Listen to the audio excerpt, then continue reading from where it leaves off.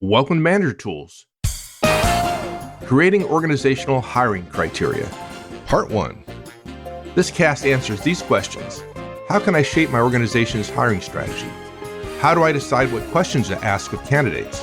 How do I connect what my organization needs with our hiring process? Well, if you want answers to these questions and more, keep listening. Here we go. Hey folks, with 30 September quickly approaching, we realize many of our client organizations, in particular governmental, may have uncommitted budget to use prior to the end of the fiscal year. In the past 2 weeks, we've committed numerous client engagements with the appropriate administrative transactions now, while the actual training will be delivered at your organization's preferred dates in 4Q or 1Q of next year. Let us know if we can help. We have all the requisite acceptance entries into the governmental database that makes it easy for us to work with your organization. Contact Maggie at manager-tools.com, or connect with us through customer service at manager-tools.com. Mark, we've talked about hiring, I don't know, a few times, maybe. Not like it's an important thing that managers do or something. Yeah. But there's more to creating great questions for interviews. You've got to know what and who you want and how to evaluate the answers. Yeah. Everyone focuses on interviewing. Unfortunately, despite the fact that everyone thinks, interviewing, I know it's important. We're terrible at it. It has always been interesting to me that the most important strategic contribution a manager makes is probably one of the things that, in terms of skill level, they're in the bottom 25%. And to make it worse, you know how you get those quizzes where people say, okay, on a scale of 0 to 10, or, above average, below average, rate yourself in these areas. Managers give themselves above average in interviewing, and they're not. And everybody does, right? Everybody's above the average. Yeah, it's just the opposite of Lake Wobegon, where everybody's below average. Yeah, it's not good. Now, some of that is Horstman's Christmas rule, right? Hiring is our most important strategic contribution, but we don't do it often enough to learn how to do it well. And so I just realized that, an effective hiring manager, I really focused on a manager in a large organization that had all kinds of strictures and already existing processes and ideas in place. And the other day I was talking about this and basically wrote this show in response to a question somebody gave me. I said, that should be a show, because I've said this 10 times in the last 15 years and just assumed it would go in the book, or we would have a cast on it. And then I looked and it wasn't even on the cast list. And people go, Mark, where do you come up with all these ideas? I talk to people. Yeah, it's 30. I try to solve organizational and management problems. Yeah. Okay, good. So outline. The single biggest missing thing in hiring is nobody seems to think that it's important to decide what you're looking for. People just, okay, we're hiring somebody. It's like reaching into a toolbox and grabbing the first tool and saying, therefore, this is the right tool. So you got to decide what you're looking for. Then you got to decide what questions will get answers that will expose that. I mean, you can't just start hiring people and letting people interview anyway. Well, you can, obviously you can, but it'll bite you sooner or later. Then, okay, you know what you're looking for. You know how to ask questions to get at it. Now you have to decide what answers will show evidence of it. I mean, the whole point of asking questions is you want to be able to evaluate the answer. Well, why wouldn't you think about what answers are good or what answers are bad before you start asking questions and help your people understand what they are? And then lastly, you have to capture and promulgate, basically, the results of this kind of work, probably from your leadership team if you're an executive, or if you're an individual manager, from you and your team. You've got to let people know so they can continue to do it. Otherwise, your work will go away in a year or two. People will revert back to the mean. Yeah. The mean of actual behavior, not the mean on a objective scale. Okay, so our first point, decide what you're looking for. Now, when I first read the show notes, I was like, what? And then I thought, oh, yeah, because that's easy for me because I always use the interview creation tool. So I don't even have to think about it. It just seems so second nature. Like, of course I know what I'm looking for. I've gone through a process.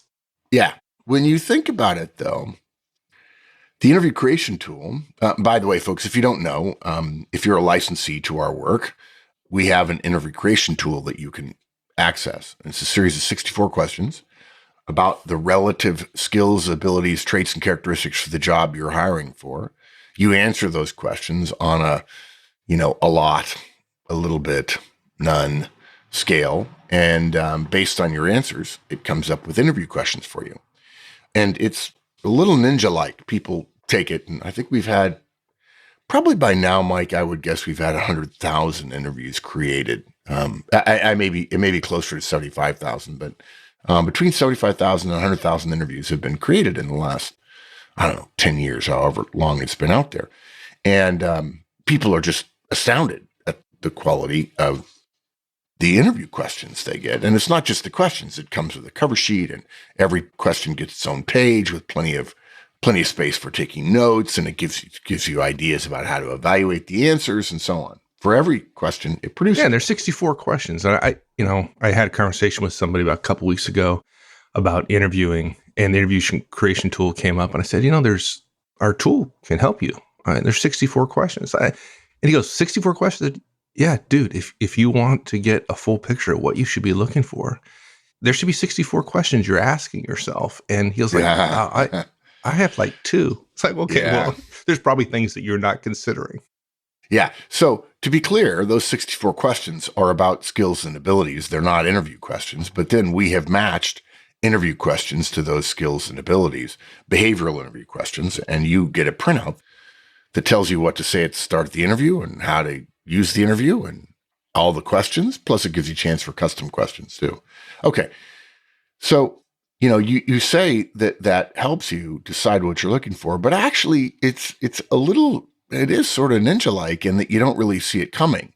In other words, you could go through the interview creation tool, get a fantastic behavioral interview, 10 questions all laid out for you, add some custom questions, and not realize what you're looking for because you're tactically going through the interview process and you're asking these questions.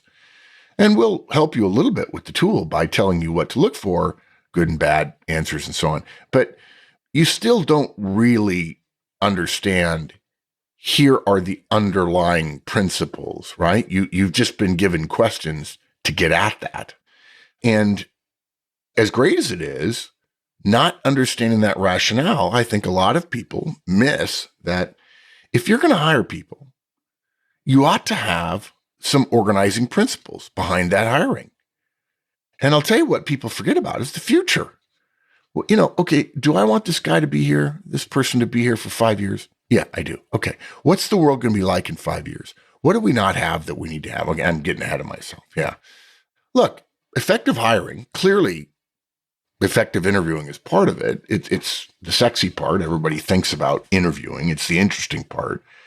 But in a way, it's a bit like the plays you would run in a football game, which I say in honor of the fact that the football season's starting here in 2020. Yeah. You have to run plays. They're necessary. They're the core of the game and so on, but they're the tactics. Okay. You have to do them and you do them one at a time, but they're not the strategy of the game. If you just have a bunch of disconnected plays, if you just throw things randomly in the playbook and they don't consider the down and distance and the time of the game and so on, if you don't take advantage of your team's strengths, do you have Drew Brees? Do you have Tom Brady? Do you have Dak Prescott? Do you have Ezekiel Elliott? Do you have Christian McCaffrey? Or if you don't exploit your opponent's weakness, whatever that may be, then that's pretty amateurish as a way to do the thing that contributes to your most important strategic contribution for the organization. If you're a manager, and especially if you're a leader, God, I've just been reading stuff lately. It's almost like there's something in the water that all these management people that write and blah, blah, blah all the time say, yeah, the most important thing a leader does is the people he leaves behind, who's running the organization after he or she leaves. I've been saying that for 25 years. Just now people getting around to it. It's funny. Okay, so we're saying there needs to be a strategy to inform your tactics. Now, we're not suggesting just any old tactics will do. You got to start with behavioral questions, which are the really good questions. If you're not doing that, might as well just pack it in and go home. Let's put it this way. Depending upon where you are in your journey from, I don't know what I'm doing, to masterful strategic hiring principles and plays, let's be clear that if you look around you in your org and you've got unstructured interviews going on, you've got creative interviews or stress interviews or unprepared interviewers, those things don't even come close to predicting job success, let alone cultural fit, which everyone seems to think is important. Nothing does anything worthwhile compared to behavioral interviews. And so clearly, if you're not doing any of this stuff, even a poorly prepared set of behavioral interview questions will give you better success at predicting candidates that you say yes or no to, whether they're going to work out or not. So if you don't have any of that stuff, don't do this first. Okay. Build a little bit of basics around behavioral interviewing, even if it means it's just you.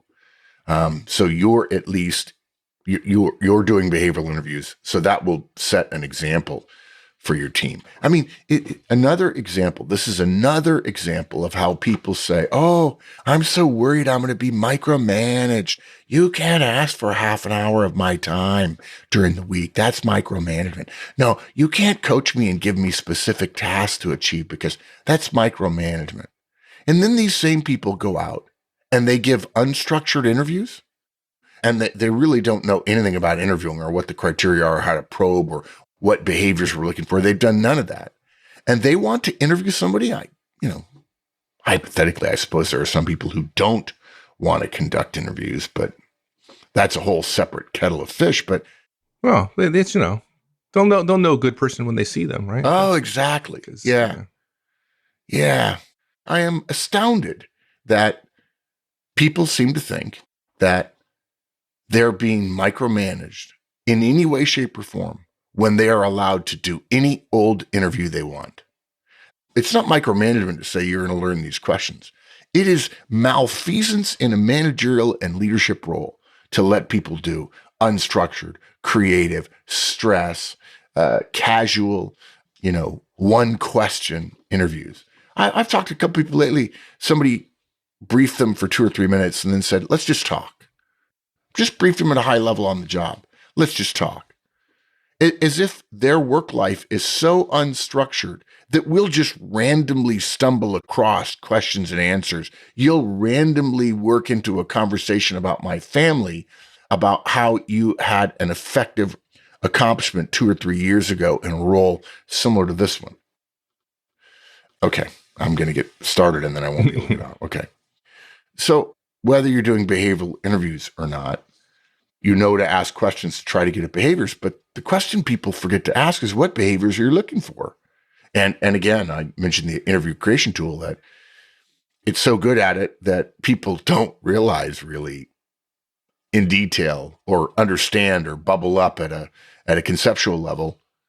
What behaviors are in here? What should I be looking for? If I didn't have these questions, could I describe to people what we're looking for? Could I help them understand it? Could we build on our own a system to make sure we got that and we didn't miss when somebody had it, or we didn't miss when somebody didn't have it? Well, what are you looking for? What are the examples of cultural fit that you're looking for? What soft skills do you prize? I'm amazed. Some people say, yeah, I'm not that big on soft skills. Wow. Even in behavioral interviewing, if you haven't worked out well in advance what you're looking for, good interviews are going to mislead you some of the time. Good answers to well-structured questions that are examining the wrong behaviors are not predictive of success in your role, which is totally logical when you say it.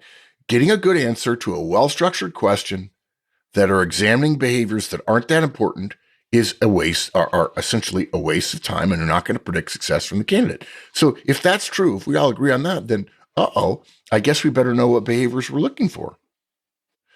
So what that means is before you create questions, you have to know what behaviors those questions are designed to identify. Pretty simple. Okay, so how do we go about identifying those behaviors? Oh, I thought I was done with this, Cass. No, it's your turn. No, I got questions. I got questions. Okay, yeah, okay. So look, you generally want to think about two things: job success and cultural fit. Somebody who can do the job that nobody likes to work with will fail. Somebody everybody likes, without the skills to do the job or the smarts to figure it out, will also fail. Typically, for most people, if you're even at this level, and this is only level 3 or 4 on a scale of 0 to 10, the mistake that people make is to focus almost exclusively on job skills, leaving out questions that will help you determine whether or not somebody is a cultural fit. Now, an awful lot of managers say, no, I don't ask questions about cultural fit. I just read the person during my behavioral interviewing questions or during the rest of my time and see whether or not I like them. You can do that a little, but in that it takes both job skills and cultural fit to give somebody a chance at superstardom in your role. And you obviously want more of those. It takes both, and I wouldn't want to leave it up to people's gut feel on whether or not a person fits culturally. And so I'm not against, as you'll see, we'll talk about it later, not against having somebody say, yeah, that's part of my cultural analysis, the vibe I got from them. Although let's hope that you don't just say vibe when you get to your interview results capture meeting. But it's not all of it. And it shouldn't be all of it. Not that we use should that often around here. Manager Tools has listeners in every country around the world. We can't come to everywhere for training, even when there's not a pandemic. That's why we created video versions of our training. If the virtual timing doesn't work for you, you can still be a better manager, better communicator, and hire better by purchasing and working through our video courses. Find out more by going to Manager Tools and look for products in the menu.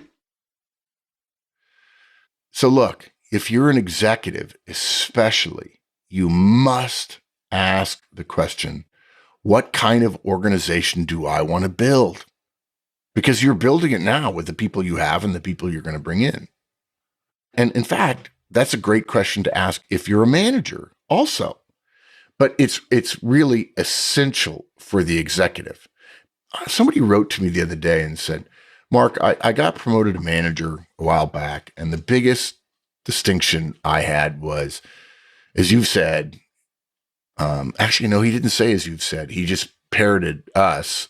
Maybe he meant that we had said it, I don't know, which is, I thought that I should do more of what I'd already been doing when, in fact, the fundamental part of my job had changed from getting the most out of myself to getting the most out of other people. And I thought, yeah, that's about right. And he said, but now I'm an executive and I don't know how to describe what the transition is from manager to executive. What's the switch that's supposed to happen? And I said, well, you're supposed to get the most out of people for the future of the organization. Executives are responsible for the future of the organization. And if you're an executive, you're supposed to be building an organization for 5 years from now. 5 years from now. What's going to be the same? What's going to be different? You're not supposed to be filling positions. You're supposed to be providing guidance about what's going to happen in the next 5 years and then turn that into guidance about what kind of hiring principles you have. An executive without hiring principles is almost not an executive.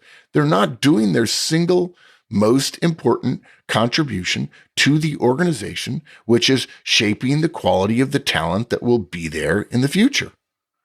This is pretty standard stuff. I think if we had 10 random listeners from the listening audience right now in a room and said, okay, let's talk about it. What do executives do? What should they do? Let's think about the organization and what it does serving society and ask ourselves, how would it devolve from what this organization does? What do the people inside it? What should the people inside it be doing? And sooner or later, the group would coalesce around, yeah, that's right. Somebody's got to prepare for the future of the organization. Okay, so what kind of questions might you be asking to help shape the kind of people you'll be looking for? So, what kind of organization do I want to build? That's the first question. What kind of organization does the entire company want to build, right? Because if you're a division or a group or a department in a bigger picture, if you're just one of the cogs in the system, you've got to fit that into what your company does. What does the future hold? Yeah, you have to start thinking about the future. And heck, it's hard. The people who are really good at being futurists, they're right 50% of the time. How will the world be different in 3 to 5 years? Now, if you've spent your entire life saying to yourself, man, predicting the future is hard. I've never really, just sort of happens to me and so on. You're in for a major sea change. And the question becomes, you're going to discover one of the ways you know you become an executive is you end up having these chicken and egg moments. It's sort of like deja vu, where you decide that in 5 years, there's going to be a lot more artificial intelligence implemented in the Internet of Things. I'm making that up. I'm just saying two technical things that are cool and putting together in a sentence. And so you start saying, hey guys, unless somebody has some artificial intelligence work experience, I don't want to hire them. Well, 3 years later, you read in the journal that people who have artificial intelligence as it relates to the Internet of Things are a thing now. Okay. Well, you say to yourself, God, did I do that? Or was it just that obvious and everybody else did what I did? And then you have this realization, oh my gosh, what would have happened to us if everybody else would have figured that out because they were playing executives rather than me? I was just a cog in the system. I wasn't pushing the boundary and preparing my organization for the future. What if I was just a cog in the system and I didn't do it? I didn't think about the future. Everybody else would have the people they need and I wouldn't. And by the way, that would be our reputation, that we don't. And so there's not already a community of AI people with Internet of Things. I'm going to get, people are going to get me back for that. Mark, Dude, you that's don't not understand. a thing. It is not a thing. Yeah. Well, actually it is, but anyway. Yeah. What kind of skills will I need more of? What kind of culture do I want to build? And somebody asked me, Mark, I don't know what kind of culture. What should I build? Okay, what kind of place would you want to work at? And please don't tell me a place where everybody can work from Starbucks on the Wi-Fi. That's not a culture, okay? That's a book club.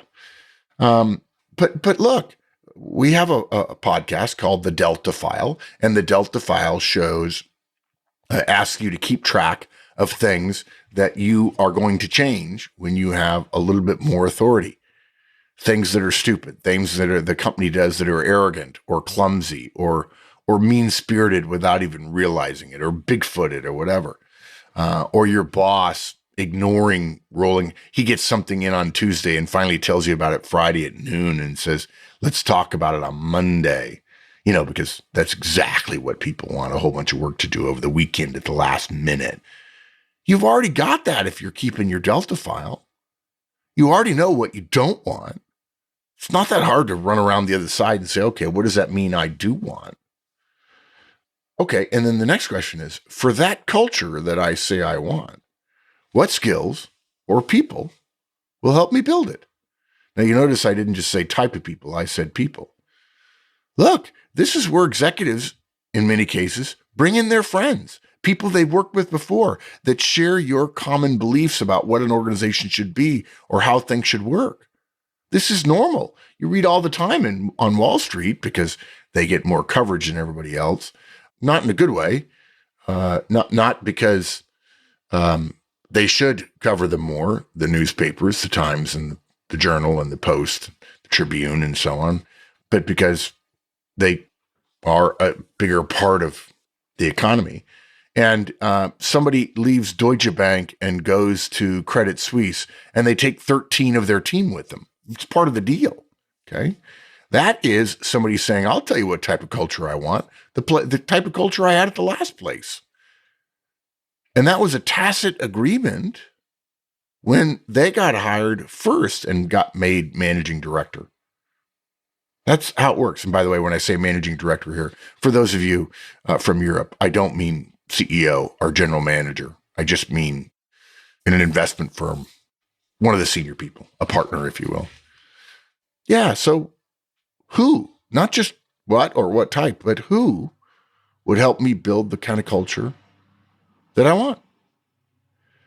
Now, look, if you're an executive and you've built a strong team of directs and perhaps even skips as well, who are also managers, don't just ask those questions yourself. Turn those questions over to your management team also. Now, I kind of like conversations like this because I want people to hear my thinking. I think a big part of an executive's job is to teach. I would say I'm in the minority. Maybe it's because the nature of my role for the last number of years. You can do this by working on these questions a little bit and then saying, hey guys, in your next staff meeting or series of one-on-ones or whatever, hey, look, I want us to upgrade the type of people we get here. I'm not worried about pay. I think we can get better people without more pay because they're going to want to join us because we have good people. It's fun to work here. And I want you guys to think about these questions. And then next week during staff meeting, I'm going to cut some stuff out and we're going to spend a half an hour talking about this list. I like that discussion. I'm not saying you should like it. You don't have to like it. And I'm not recommending you, without question, do it. You can either ask everybody to respond by email, right? Hey, look, here's a series of questions. Answer it. Okay. Send me some notes about what kind of people we want more of and different of and the same of in the future. So you can either do it by email or you can get everybody together the way I would. But again, that's not a recommendation. That's just my preference for things because I don't mind having a 30-minute meeting. And because I've facilitated a lot of meetings, I don't have any problem saying, guys, we got 30 minutes. I'm not going to let the conversation get so out of hand that after 30 minutes, everybody's innervated and we're worse off than we started and nobody can agree on anything. Because believe me, if everybody shares me their points of view, we'll end up agreeing. I'll take it back, tie it up in a bow and say, here's what it's going to be. Some people though, oh, no. I want everybody to have their voice. But if at the end of the meeting, 30 minutes, 45 minutes, an hour, whatever, I don't feel we've reached a conclusion, I don't know what to do. Well, it's your job to reach conclusions, that's for sure. But look, that meeting would lead to a list of factors that your people would send in, and you'd look at them and you'd probably connect some of them together. And then you'd have to think about, okay, how am I going to communicate that? And you would whittle it down to what amounts to strategic guidance for your management team as the interview. Maybe you decide this is so important and the company is going through a sea change. And so therefore you're going to do 2 meetings like this. That's fine. Just remember, I don't think have I ever shared this before on air? I hate mission statements and I hate MSMs, which are mission statement meetings, where you get people arguing about the definition of a word and is this word better? And let's get the thesaurus out. That's really, really bad. Whenever anybody starts talking about those kind of conversations, it's often somebody in HR. I remind them that the entire directive that General Eisenhower and all of the Allied troops got from Churchill and Stalin and Roosevelt regarding D-Day and the aftermath of the end of the war in Europe 75, 80 years ago was 50 words long. So seriously, if you're a 10, 20, 50, $100 million company, $500 million company, you don't need a list of thesaurus words like collaborate. Now, look, I could do that, but you'll notice I didn't say I was trying to get the group to come to agreement. Okay. Very few managers I know seem to have the ability to work their group into agreement. Even if you try to have 2 meetings to do it. Meetings turn into long sessions with opposing viewpoints, MSMs. Too much time spent on 1 or 2 points, championed by 1 or 2 people who don't get it, that they're not supposed to be in the business of falling on their sword every 5 minutes. I don't like that word. It feels harsh to me. No, that word's not futuristic enough for us. Geez, wait 5 years. It won't be futuristic anymore at all. Look, we want collaboration. We want input. We want communication, but we don't recommend consensus when it comes to your strategic value for the organization. And we don't recommend democracy because this is not a democracy. Any more that you could have a mission statement meeting for your nation and achieve consensus. You don't do that in democratic nations, sovereign states. So we don't use consensus very often internally in organizations. Take the input of your folks, consider it, and then give it back to them as guidance within a few days or a week. All right, dude, let's we've got I got more. I got more. You got more, but we're going long. So let's stop here, and when we come back next time, I'm going to ask you for an example of strategic guidance that you've seen before. Oh, yeah. You might think is really good. I got the bomb. I guess another question for you. So if you have that, you have a week to think about it, so get on that. So everyone will pick up with this again next week. In the meantime, have a great one. Thanks, dude. Thanks, partner. So long.